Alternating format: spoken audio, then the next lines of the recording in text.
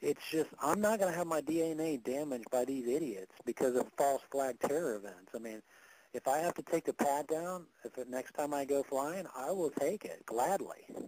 I will strip down naked gladly, but I will not let you guys get through. And, like, that's supposed to be it. I mean, everybody takes off their socks and everything else, and you see people walking through, and I was like, even the pat downs, if they wear the same glove forever, and it's okay, you know, and then it's just so insane, and they're literally doing that just as scare tactics. And right. There's no reason. And I just posted, by the way, a link for everybody that goes to the description on how to make the hydrogen cells and images of the alternator that hooks up with the individual batteries that are set up, which they show in the very back of the truck. And if you look, a lot of it comes from pieces of pools and hot tubs and such. It's a very simple machine, because at first you hear hydrogen, you know, everybody's worried this can blow up. But, and I'll give that to you too, Glenn. Yeah, but that's the beauty of their system, is it just makes it kind of on demand. It doesn't really store too much of it. So it's not like you have this massive tank of hydrogen that could blow up like a huge bomb. Exactly, and he keeps it separated. He even describes, he'll tell you all about it if y'all watch the videos for real. It is amazing to see.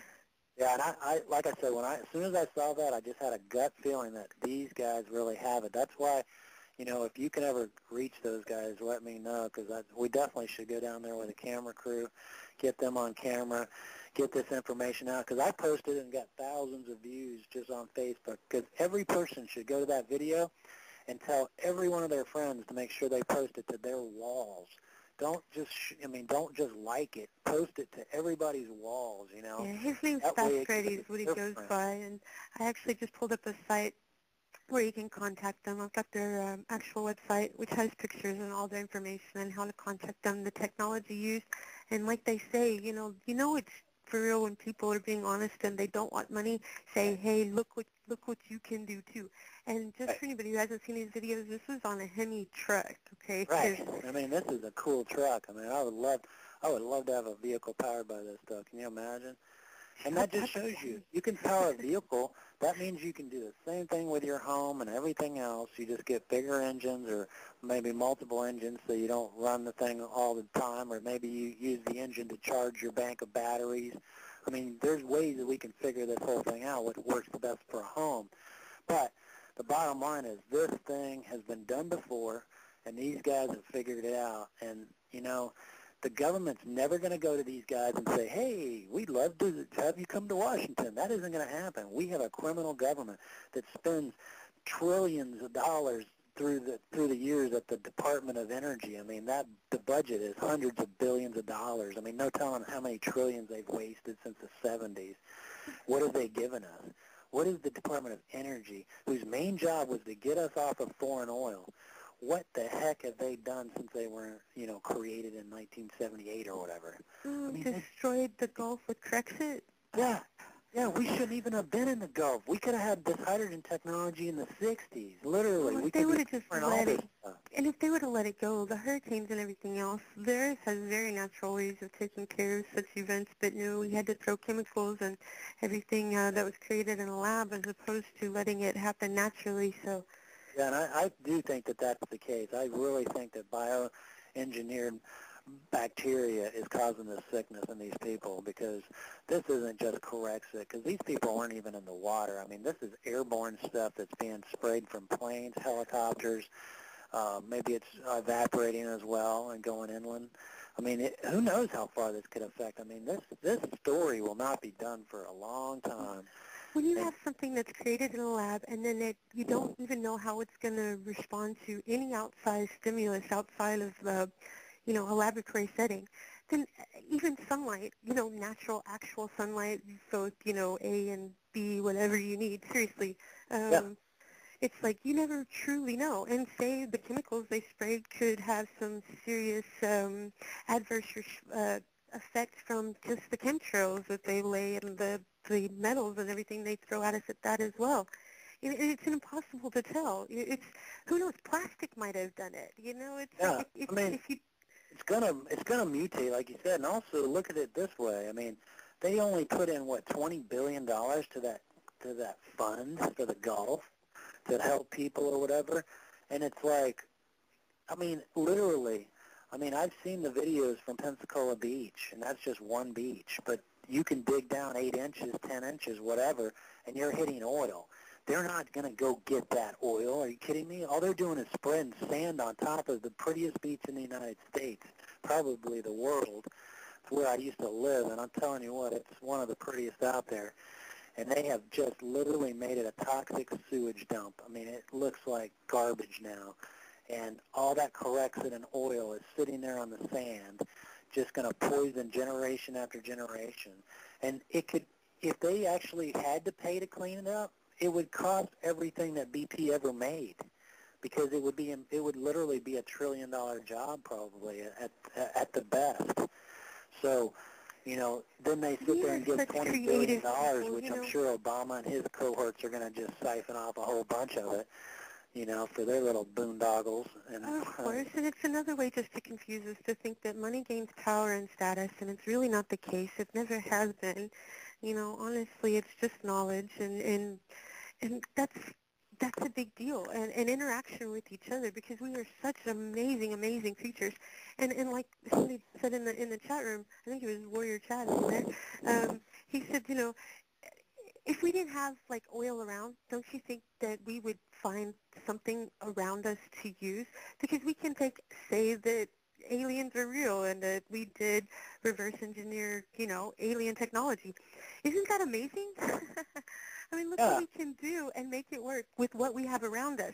So if we did not have oil or fossil fuels to work with, trust me, we'd find a way. We would do it. We're not going to be missing out, and nobody's going to be losing their vehicles. It's just going to be, there is always a transition point. But the way we are progressing today at this rate in society, you might be out of luck for maybe a week, 2, you know, and something will come along real fast. It doesn't take much. Our minds, our creativity is so amazing that if we could do it with whatever was around, like he was saying, they did it with horse manure and made a vehicle. 100 years ago, Nikola Tesla drove an electric car up and down the whole East Coast on the road that there was there, and never had to charge it because he had 0-point energy on the car. He could power all houses for free. All that technology is sitting there waiting. The U.S. government's using it. It's a scam. This whole, even if that wasn't real, though, just say that it wasn't. I know for a fact it is, but just say it wasn't. I mean, just hemp alone is so much more productive than trying to grow your stupid ethanol with corn, which is the thing you can ever do. It takes so much water. You could grow hemp everywhere, get 2 or 3 crops a year in most places. And they did the calculations, and you know how much you'd be paying for gasoline? You could make it, because the Model T ran on hemp fuel, the first one. And it would cost, if you did that and actually planted all the places that you could plant it right now and not even affect our food, you could probably get the gas down to probably 30, 40 cents a gallon max. And we'd never have to pay, you know, the Arabs for it again. But again, that's not going to be allowed until we get these New World Order pieces of trash out of our government. So I just, you know, I know we don't have much time, but just want everybody to understand we are on a ticking time bomb here. Do everything you can. We don't want to go to the FEMA camps, and the only way that's going to happen is if everybody does as much as they can. It's not just up to Alex Jones and a couple other people out there. Everybody's got a part. And in fact, we got a Quiet Bear coming up with the Bear Truth, and one of the big shows that he did, I think it was a week or 2 weeks ago, he did, I think it's 5 straight hours on air. I could be a little off by there, with the main people that are connected to the whole Gulf, the spill things, and some of the people that do those films from the Pensacola beaches. Yeah. That's who, like, they were talking to and going off about the whole Corexit thing. And yeah, one of my good friends is Pensacola Greg, that a lot of people know him by. And we used to live together right there in Navarre, and he lives on Pensacola Beach now. And he told me last week that, you know, his feet, parts of his feet are numb just by walking on the beach so much with that Corexit. So he could have possible nerve damage or something. And, you know, some of his toes are turning purple and stuff. So he's really thinking seriously, I think, about relocating here pretty soon up to a new community, I think, in Idaho or something. So, you know, he has no choice. I mean, otherwise he's going to be dead soon. Yeah. All right. Well, hey, it's been a fun and very, very quick hour. You want to give people a way to be able to contact you, and then we got to close it out. Sure. I'd love everybody to check out our new search engine, too. It's going to be a new community that will be opening up pretty soon as well. But check out nsearch.com. That's N as in Nancy, search.com. It's a search engine. You know, go search for information, products, whatever, and you can get a link right from there, right over to Project NSearch and our dating site and so and you know everything else that we've got going. So check that out, and thanks so much for having me. I really enjoyed it. Yeah, me too. We'll have to do it again for sure.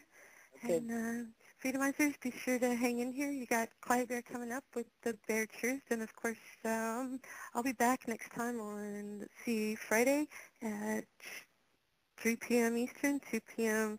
Central, and that's noon on the West Coast, everybody. So remember, just reach out, be human, contact each other, say hello to your neighbor, cook your own food, get control of your food. If you have control of your food, you have control of your health.